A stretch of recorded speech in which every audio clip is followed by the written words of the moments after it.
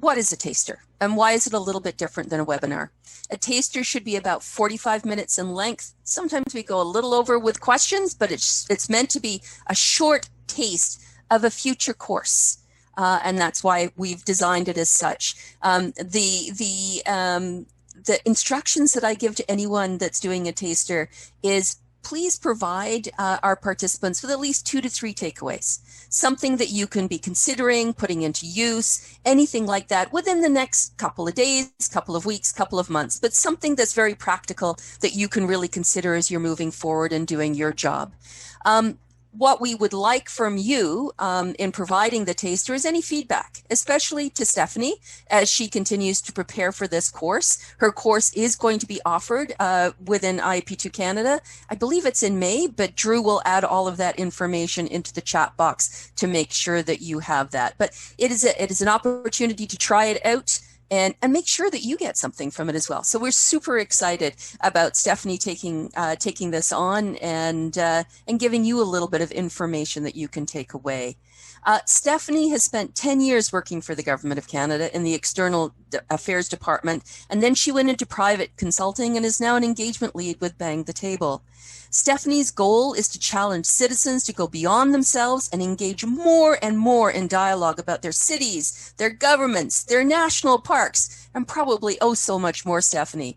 We will be providing you with Stephanie's full bio as well as her contact information so that if you want to follow up with her later, you can certainly do that. And as Drew has indicated, probably 24 to 48 hours. So if you get it next Monday, please bear with us because there's a weekend in between. But with that, Stephanie, I'm really excited to hear what you have to say. So over to you. Thank you, Amelia. Thank you, Drew. It's my pleasure to be here today. So I'm Stephanie. I'm based in Quebec, Canada. So you will hear that for sure during the presentation. And Amelia will check the chat box. So if you have any questions, please ask them. I'm really open to answer any questions, provide comments. Your giveaway today will be like what is online engagement. I'll show you examples so you get a better idea in your head of what you can do, what are the possibilities, and I will finish with why and what you should be looking for if you look for a provider, like if you look for a platform for yourself. So I'll go back and forth between a PowerPoint presentation and some real life examples. I want to spend most of my time on examples. I think they are speaking by themselves. So what is an online engagement platform? Really, it's a website, but it's a different kind of website. It's a website that will become a single place to host all your public participation activities about a project. So the platform can be developed for city to host different consultations, or can be developed for a standalone single project. It depends what you are looking for. It becomes a safe space to participate online. Yes, maybe a lot of people, like many people, will participate on social media, but some people are conscious that data is not hosted. You don't own the data, that they can get very like harsh comments from other participants. There's no moderation. So your online engagement space create really a safe space for your future participants to have a discussion. It will also never replace in person. It's not a solution for everything. Sorry, there's no magic in it. There's no solution for everything, but it will complement all other actions you do to engage your community. And particularly in person. And when I speak about in person, keep in mind that a Zoom meeting online live is kind of in person. You need to be there at a specific time, a specific day to a specific consultation. So it's synchronous participation. When you tag in online engagement, you get asynchronous participation, meaning that people can participate on their own time. when they have the time, when they are free, maybe on their cell phone. So it really complements what you would do in person. Also, with the online space, I can participate anonymously. Even if you require registration, you'll get demographic information, all of that, but username can be anonymous. So you can get a conversation going between 50 years old with 15 years old, and they can have a conversation in a room in person. Maybe they would have not approached each other because of age difference. But online, who knows? And you can get really nice conversations going on. Also, it allows you to compile your data. If you get, when you get, because you'll get some engagement on social media, it's scattered a little bit everywhere. Sometimes it could be difficult to know everything that's happening about your project. When you do it online and you use social media to direct people on your online platform, you get all the data right there, and you can do the analysis, and it's efficient. So it's really a space to have all your consultation activities. And the last thing is you can report back. Yes, you can report back on social media, Facebook, Twitter, but we get a lot of things in a day. Sometimes we miss post all the time. In my case, I miss post all the time. So when you have a single space, people can go back and look at the final report or the decision that's made about your project. So you have really a space for your project. So those are the main reasons why you would look for an engagement platform and why it is so different from other online engagement activities. I'll show you some examples. And all examples I will show you today will be in the presentation that will be shared by Drew after. So don't worry, you'll get all of those. This is a space that was developed by a consultant. So a consultant company team up with a township of Manitou-Age in Ontario, Canada. And they developed that space for that project. It's just one project. It's about a multi-use trails master plan. And as you can see, it hosts all the information. You have the introduction, you know who's listening, who's involved. You even know that, oh, there's consultants, and this is the town. The township is also involved. I get engagement tools. And this is really the main feature of an engagement platform. You get different tools for people to share their opinion with you. And each tool has its specific objective. So I will not have time today to go through all the tools, but I'll give you a little sneak peek of what can be done.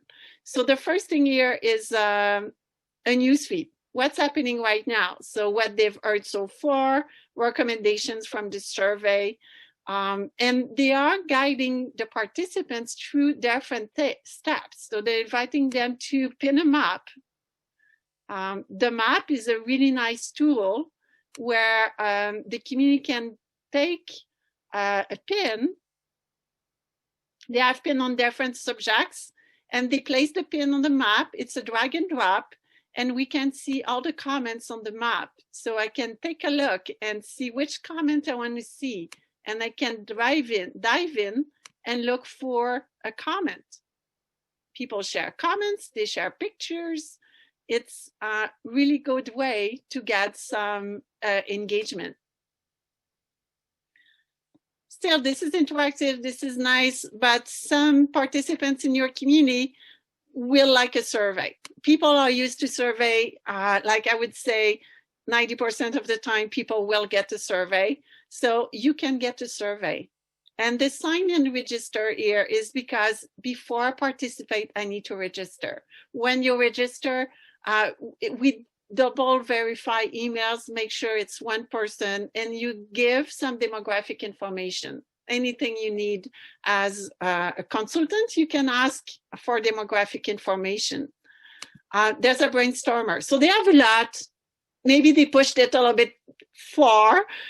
They have like 4 tools. That's kind of a lot, but that was their choice. And this is to do a big brainstorming on ideas. So you see that this space, all pretty much everything they want to know about from people. So they want to know some places on the map. They have a very specific survey to gather more quantitative information, ideas, and they are even ready to answer questions. As I go drill down, look at the right column. So overview of the project, all the partners, project timeline. So it's really nice to see that they've completed some task, and now they're doing online community engagement. And as a participant, I can see what are the other steps. I can stay informed, and there was probably some documents that are missing now. So you can see that this space is used for everything about the project, and it pretty much replicates what they would have done in person. This project was planned to be done in person. Honestly, they were not planning to do online engagement, but hey, we know the conditions, so they made it online, and they're doing really well right now. So you can see how it works for a single project. I just want to show you another project. You'll see it's very personalized. Each project's different. You can personalize your page. It's like a website, but it's interactive. So here I want to show you that I'll be mixed in person and virtual. In person, like I said, right now, it's virtual meetings pretty much. We're many countries, much of the countries right now, we're not allowed to do in person. Anyway, in Canada. So they're doing in person. We can see City Council work session, Parks and Recreation Commission meeting. And here they record those meetings. So the online engagement space allows them to share the recording of the meeting and to continue the engagement process. Like if as a participant, I wasn't able to attend the meeting that night because I had some kids, I have a very busy life, I can't attend the meeting, it was recorded. And I can still come in and participate in the discussion because they keep the discussion open for a little while. Now it's closed, but it was open for a little while, and people were able to continue to participate in the discussions. They can ask questions, and they receive answers from the city. This is the city of Edina in US. So it's a really good way, your online engagement space become a good way to continue engagement after you get a meeting online. They couple it with a couple of the tools. You see that they have many tools. It's because they've launched tools in different steps of the project. This project is online for a little while now. So they just went and added tools as the project evolved. And ideas is one of the tools that's most used. So you can see different ideas that people added. Third project, I'll show you another sector, health services. This is Alberta Health Services. It's a health agency, and they're doing engagement. So here you can see they have a homepage. So this is an organization that wants to engage on different projects. So it's not just one project page, it's different project pages. So they have different subjects they want to launch and where they want to engage with the community. On each project, they will choose which tools they need, what kind of engagement they need on each project. And the main one project here is really nice because it goes beyond gathering data. Like all the other projects, the 2 other projects I showed you was more in the interest of the client, like the organization needed input from the community. And so they asked very specific questions. in this space here, there's a mix. They have a survey because they want people to answer very specific questions, but they also have just a place for the community to share wellness ideas. Just sharing information. Other members of the community can come in, look at that.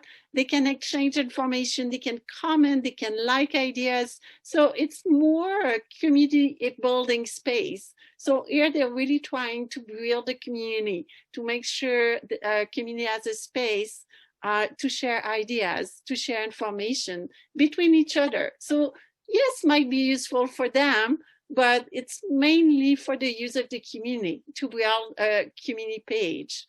It's a little bit like building a Facebook page where you build a community around a specific subject. Here you can build a community as well. How do you use social media? That's something that we got asked often. I often get that questions. How do you couple online engagement with social media? Couple of things. First thing, as an organization, a consultant, you use social media to promote this space because it's a safe space. You own your data.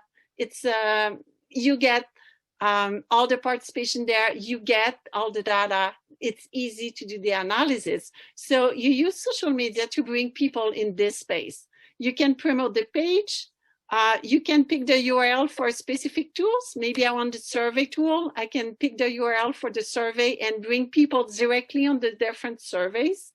So it's easy to promote. And that's the main use of social media, is promotion. Participants can also promote. So if I click here, we'll see that it goes on my Facebook, my own Facebook profile, and I can participate that with my friends. I can say, hey friends, this is really interesting. Maybe you want to participate. I participated in this. So really social media is used as a promotion tool more than a participation tool. You want to get a participation on your new online engagement space. So this is how you would use social media here in this space. The other side I'll show you, it's a really big site. So I really wanted to show you an example how far you can push it. This is Essential Energy. They're based in Australia. It's a big energy oriented company. And they have a really big site. I just want to show you how they organize the stuff and how far you can push it. So you have featured sites. If I click on a project, you'll see they have a full project page with links, who's listening, how to participate. They explain that, FAQ on the right column, and some tools. Here's the survey. So you have a couple of options to participate, and those are the featured project. If I go a little bit further down, we'll get even more engagement. And when I click here, it's a site with different spaces for different target audiences and different tools on each page. So here they have a forum discussion and they have questions. Forum discussion is like having a roundtable discussion that you organize online. Here looks like they removed it, but it was there. So we're not always aware of everything that's done on different sites.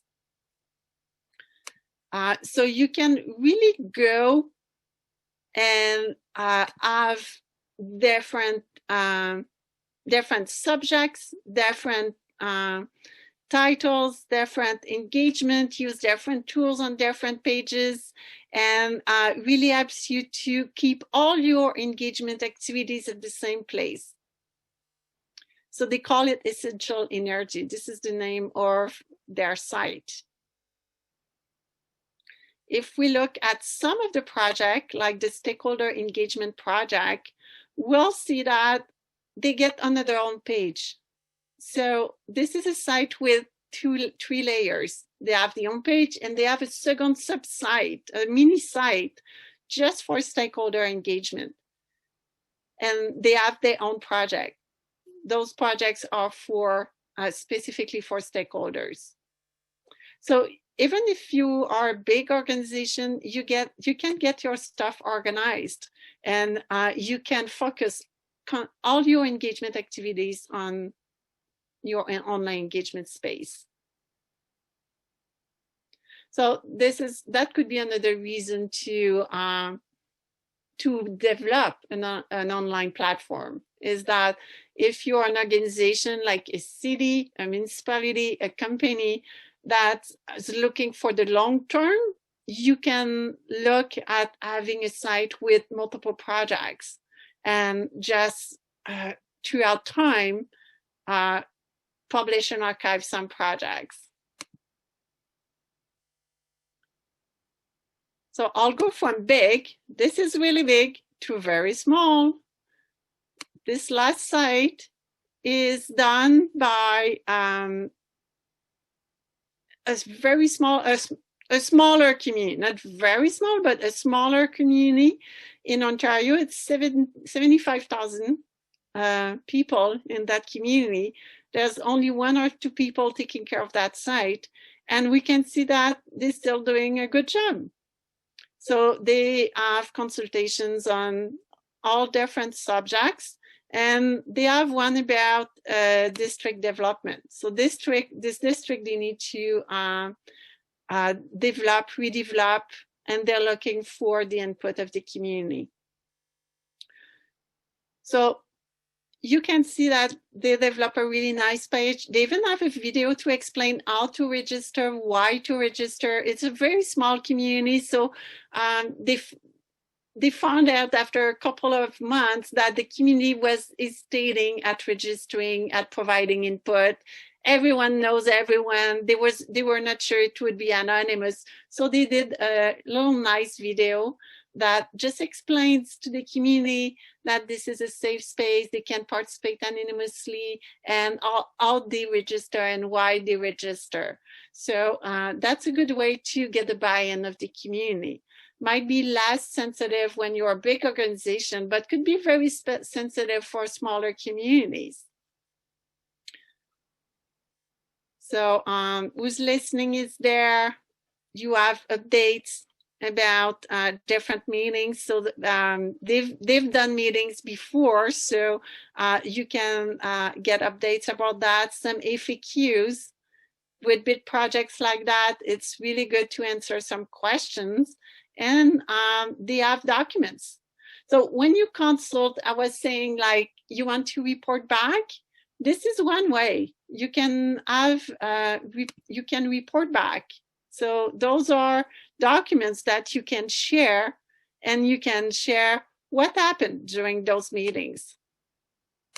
So this is the presentation. You can have reports like what we've heard so far, and you can report back to the community. Here they have a tool, they have the survey, and they have a map.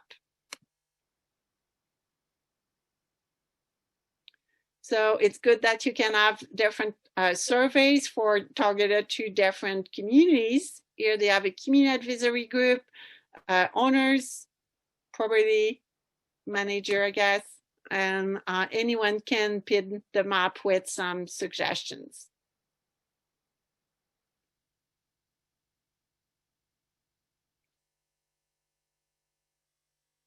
Just about closing the loop, I want to show you a last example.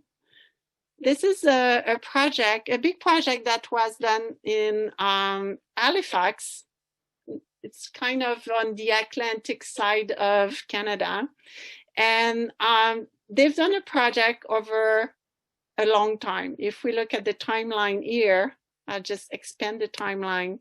It started in 2013 and it went through 2019, I think. So it's a project with different stages, very long project, and now it's done. They've came up with the design for the district. So this is how they report back to the community. And this is on their site all the time. Anytime a citizen, a journalist, a counselor wants to know what happened during the consultation, what was the process, what are the final reports, they can come back on this space. So you don't have to have that in different places. So they have the presentation, staff report, design plan, how many ideas were contributed. And they even did a video, maybe halfway through, they did a video here with what we've heard so far. So this is a nice way to keep a record of all the engagement that are done in the community. So if I click here, we can see all the archive projects.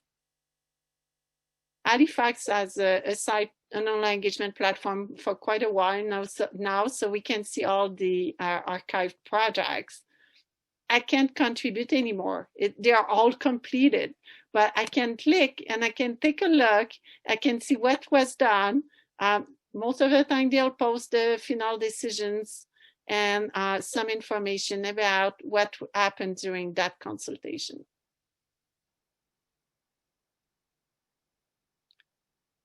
So this is a snapshot of what you can do. What are the possibilities when you do online engagement?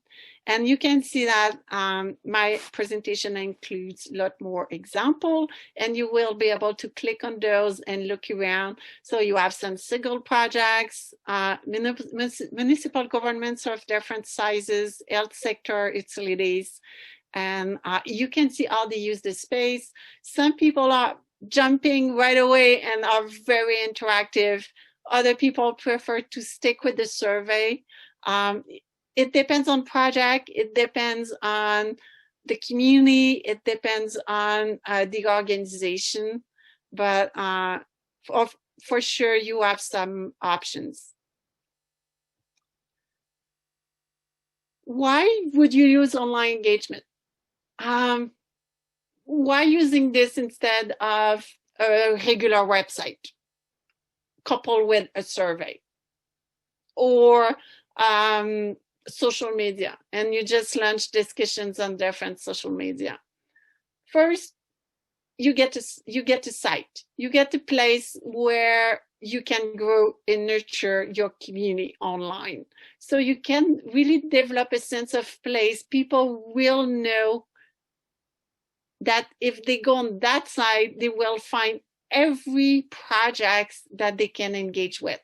Once the project is closed and archived, maybe you continue to post the information on your website. You always keep your website. Your website is your depository of information. If as a citizen I look for opening hours of the library, I go on the website. This is not engagement. But if I want to look for a project where I can provide my input, this is when I go on the online engagement platform.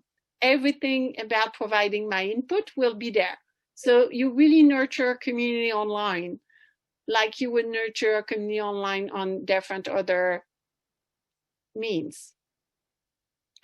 It becomes consistent engagement, meaning that you always use the same tools. So a platform will come with different tools. You don't use all of them on a project, but they will come back. So survey, ideas, forum discussion, a brainstormer, a guest book, or a storytelling tool. Every time you use that, people will recognize, they will create an habit, they will know how to participate. So the learning curve, you don't have the same deep learning curve every time you launch a new engagement process. When you launch a new engagement on new project, people recognizes that the different tools and how to participate. I think I've said that enough. It's a safe space. Usually it's moderated 24/7 by the provider. This is something you should look for. It's not always there. You have a choice of tools. You own your data. I've said that before. data should be hosted in your own country or close, like Europe, Canada, US, Africa, just because different countries have different rules. Like in Europe, you need to be GDPR compliant. In Canada, we're really keen on accessibility. So different countries have kind of different requirements. So data, accessibility, everything should be tailored to your country, really. Your reporting will be consistent. If you use different providers every time you launch a new online engagement, you use a survey, next time it's social media, next time it's Twitter, next time it's something else, you don't build consistency in reporting. It's kind of a little bit different on different ways, different needs. It might be difficult to do some comparison. And of course, training staff, if you develop a platform, use always the same platform. Yes, you train staff at the beginning, but once they're trained, they don't need to learn a new mean every time you launch a new consultation. They always use the same different tools. So you build efficiency there. So efficiency for your community, learning curve is at the beginning, same for the staff. Maybe you want to shop now. I don't know, maybe I convince you and you want to shop for a platform. So if you want to do that, couple of points, make sure you look for a platform that has different tools. What's the point of having a platform, a site, if it's only one tool and you need to look for other providers to use other tools? So a brainstormer, maybe a forum discussion and a survey. Make sure they have a couple of tools so they give you a couple of choices. Make sure you can share information. I showed you some people have a video, other people have a FAQ, other wants to share documents. On different projects, you'll have different needs. So make sure you can share information, because if you use your website for that, people will go back and forth between engagement and website, engagement and website. More clicks you have, more chances you have to lose your people. Easy to use. Easy to use for your community. I've said that before, but easy to use for you as an organization. It should be easy to put a project online. If it's complicated, it's a burden, you will get less projects. Like, we're all very busy. So make sure it's simple, it's easy to use, no code, no experience in coding, just simple way to input the information and publish a project. Should not take more than 2-3 hours to publish a project online, really. Technology should be easy. Reporting, make sure you get all the data you need. Moderation, 24/7 moderation done by the provider. That's important, because if you do the moderation yourself, your community might think that you are not impartial. They might come back and say, hey, you removed my comment because you don't like me, or you don't like what I'm telling you. If it's a third neutral party, you can say, no, those are the moderation rules, and this is done by a company, a provider. We're not involved, so it's neutral. So it's kind of interesting to have that. Accessible on different devices, mobile, tablet, computer. That's mobile is really useful. Like some rural community, it's the only thing they have, their phone. They don't have good Wi-Fi. So being able to participate on a phone is very important. Accessible, accessible with a screenwriter, so anyone can look. Make sure it respects the rules of your country in terms of privacy. And if you can get a company that can give you resources, that's a bonus. I don't say the last one, I don't say it's a must, but it's a bonus. Like if they can share resources, have some webinars, help you design your public participation activities, you can learn with IEP2 and you can learn with them, couple both together, and you get good participation and good projects. So I'll stop sharing the screen. I I really wanted to get some time to answer your questions. So I think I have a bit of time now, maybe You 5 minutes. You do, Stephanie. You've got about another 7 minutes or so. So I'm going to invite everybody that's joining us today. If you can open up your camera, please open up your camera. We'd love the opportunity to see you if that's possible. And I'm going to check the chat, but also please feel free to raise your hand or just open your mic, and I'll be able to see if your mic's open, because this is a great opportunity to actually ask questions that you might have of Stephanie. As mentioned, she is going to be running a course, and that information's being put in the chat box already. But if you've got some quick questions that you just like to ask and you think others might be interested in, please let us know. Yeah. If not, I will just go on. I can go on for hours, but really, I'd like to have a little chat with you. All right. So I think people are joining us at the moment, Stephanie. I know we've got quite a few people on the line today. But for those of you that have shown your camera, anyone interested in asking a question?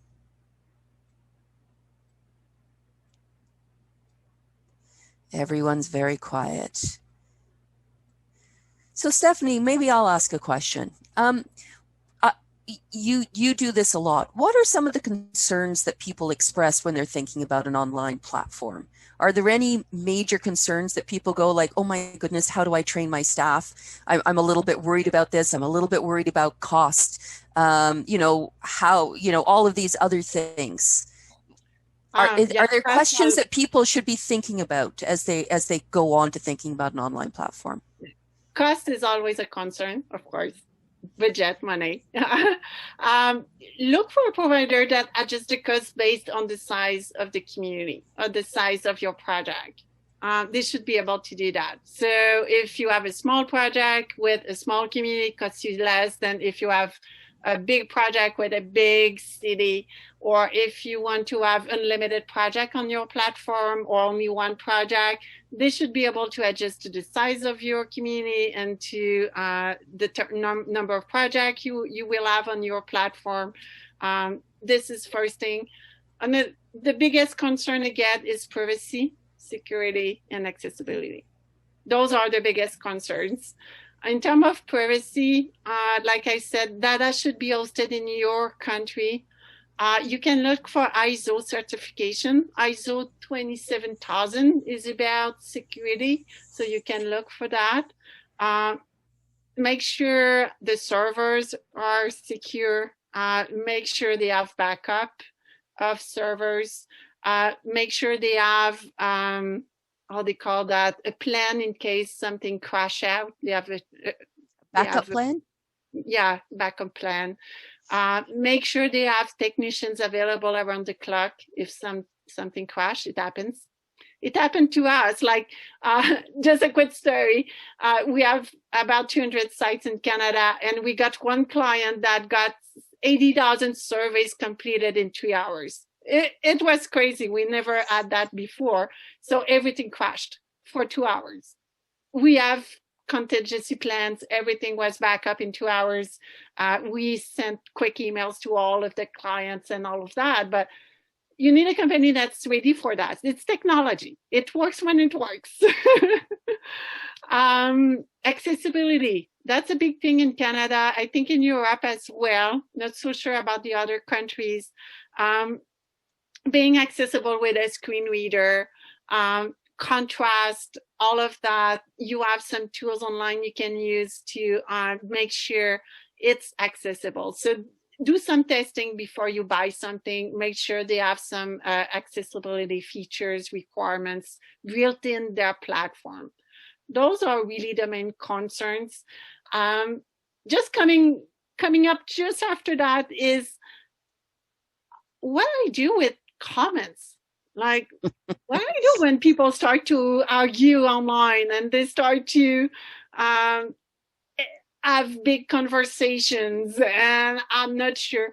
I always tell people, if you were in a room full of people, they will say what they have to say. It's the same online. As soon as they stay polite, they stay on topic, and they stay civilized, why not? They will argue, they will have a conversation, and you will learn from that. So you need to be open to that if you launch a forum discussion, for example. If you get moderation with your provider, they will take care of moderation. They will make sure people don't go too harsh on each other, and they stay polite, they stay on topic, and it will be fine. And most of the time, they are fine. Like, just to give you a quick stats for my company, I can only speak for me, but for Bind the Table, we remove only about 1 to 2% of comments that are posted. And we manage about 700 sites across the world. So that's not a lot. Because it's a site, it's a platform, people register, they know they're not on social media. Right away, it changed the mindset of people. And they know they're moderated. They know, so it changed the mindset and the tone changed, and it generates very fruitful conversations. Thanks so much. Well, we're coming to the end of today's discussion. I'm just trying to see if there's anybody else that's online right now that would like to ask a question. Sorry, Amelia, you can use the chat. Well, just to let people know, for the course that I will give over 4 hours, we'll dive in the tools. So which tools are available? We'll dive in about how to build a project that is effective, how to ask questions that will give you the right feedback. That's a big thing. If you ask, what do you think about the park? You'll get a ton of comments. If you ask, what are your top 3 priorities for the future of that park? Kind of different feeling. You'll get more interesting comments, more useful to you. So we'll dive in all of that stuff to make sure that when you use online engagement, you use it well and you get the results you need. This is what we will do during the workshop. Yeah. Thank you, Stephanie. And thank you for giving a little bit more insight into what your course is all about. As we mentioned, this is a taster. This is an opportunity for you to get some thoughts, some ideas about an online platform. But it's also an opportunity for Stephanie to get feedback from you. Did you like this? Was there other things that you wanted to learn? If you're going to take the course, what else might you want to learn? So this is a two-way street. So we do expect things from you as well as things from Stephanie. I'm going to come back to Stephanie in a minute. I just want to tell you what else is coming up. We're going to be having another taster for you on April 1st. No fooling.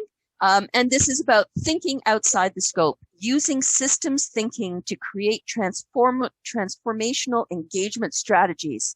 Wow, big mouthful. Carrie McIntosh is going to present a preview of her upcoming course of the same name. This course and the taster will explore systems thinking as a way to look at a situation as a bigger picture than one that's just in front of us, because we all tend to focus in and get very, very concerned about what's happening. But there's always a bigger part to play. So Carrie's going to talk about going from here to thinking about there and how they complement each other. And then the next learning webinar coming up is on Tuesday, April the 13th. And it's another North American Conference Encore. It's about appreciative inquiry, empowering communities through collaborative infrastructure design. For both the taster and the webinar, we would encourage you to go to your region's websites and register online with that. So we're trying really hard during this time of COVID to give you lots of different things to be thinking about, lots of different learning opportunities. So we hope that you're taking advantage of it. And we really, really appreciate you being with us today. So before I close it off, I want to thank all of you for your participation. I hope that you got something out of today's taster. Please fill in the survey so that we can find out how it's working for you, and are we actually delivering something that is appropriate for you. And I also want to sincerely thank Stephanie. Stephanie, you're definitely an expert in this field, and it was really nice. It was nice to see the examples, and it's always fun to see what other people are doing and how they're doing it. And I know that that's going to be in the presentation that we're going to be sending out, probably coming to you on Monday. So you can also, all of you can muck around in there. But I appreciate you really taking the time to share your experience and your knowledge with us. So Thank you very much, Stephanie.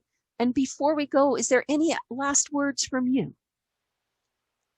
Just a big thank you. And I hope you learned something today.